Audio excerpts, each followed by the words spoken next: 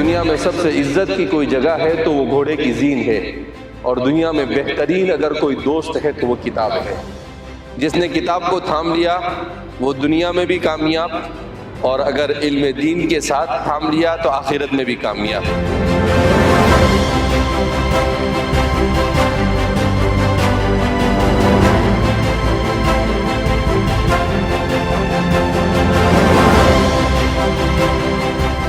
تو 2000 کے بعد جتنے بھی بچے پیدا ہوئے ہیں دنیا میں، اس کو سائنٹیفک ریسرچ یہ کہتا ہے کہ ویکسٹ جنریشن دنیا کا سب سے کمزور جنریشن ہے۔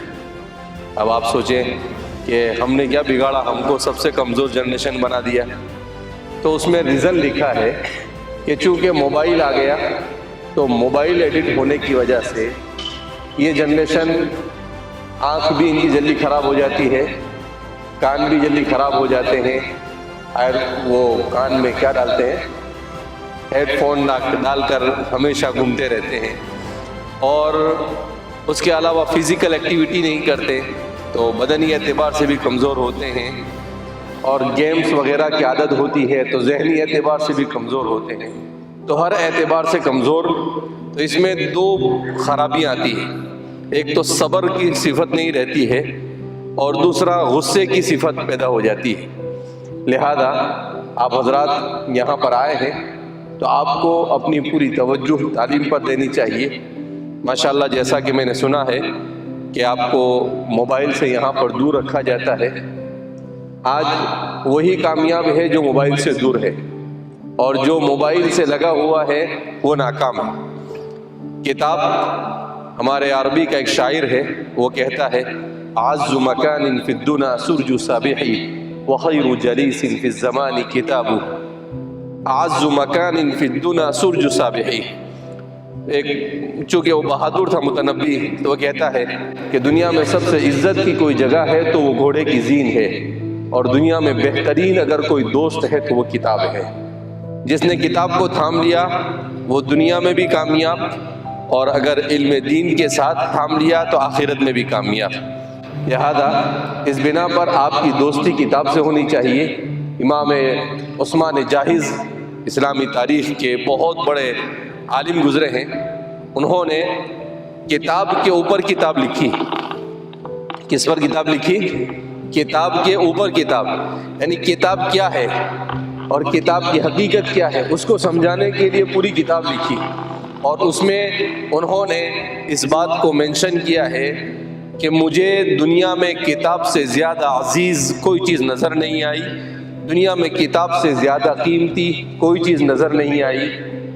ایک بزرگ کی بات میں بیان کر آپ اپنی بات کو ختم کرتا ہوں۔ شیخ طنطاوی کر ایک بہت بڑے سوریہ کے عالم گزرے ہیں ابھی کچھ سالوں پہلے، تو ان کے بایوگرافی میں انہوں نے لکھا ہے ذکریات کے اندر میں کہ میں روزانہ 9 سال سے 10 سال کی عمر کا تھا اس وقت سے لے کر آج تک، جب آج میری 73 ایئرس عمر ہے، وہ لکھتے ہیں روزانہ 200 پیج پڑھنے کا عادی ہوں۔ کبھی ایسا نہیں ہوا کہ 200 سے کم پڑھا ہو، زیادہ پڑھا ہوگا لیکن کم نہیں پڑھا۔ تو میں نے کہا ذرا کیلکولیشن کریں کتنا پڑھا انہوں نے، تو انہوں نے ان کی زندگی میں جو پڑھا جب میں نے اس کو 200 سے ملٹیپلائی کیا تو کتنا نکلا معلوم؟ 22,40,000 صفحے۔ 22,40,000 صفحے انہوں نے اپنی زندگی میں پڑھے، اور انہوں نے 150 سے زیادہ کتابیں لکھی۔ تو اس لیے کتاب سے آپ کو عشق ہونا چاہیے، کتاب سے محبت ہونی چاہیے۔ آپ کے ہاتھ میں کتاب ہے تو آپ کامیاب ہے، آپ کے اخلاق اچھے ہیں تو آپ کامیاب ہے، آپ ٹائم مینجمنٹ کے پابند ہے تو آپ کامیاب ہے، آپ ٹیمپریچر مینجمنٹ آپ سے ہوتا ہے تو آپ کامیاب ہے، آپ ٹنگ مینجمنٹ، زبان آپ کی کنٹرول میں ہے تو آپ کامیاب ہے۔ آپ کی یہ عمر ہے، یہی بننے اور بگڑنے کی عمر ہے۔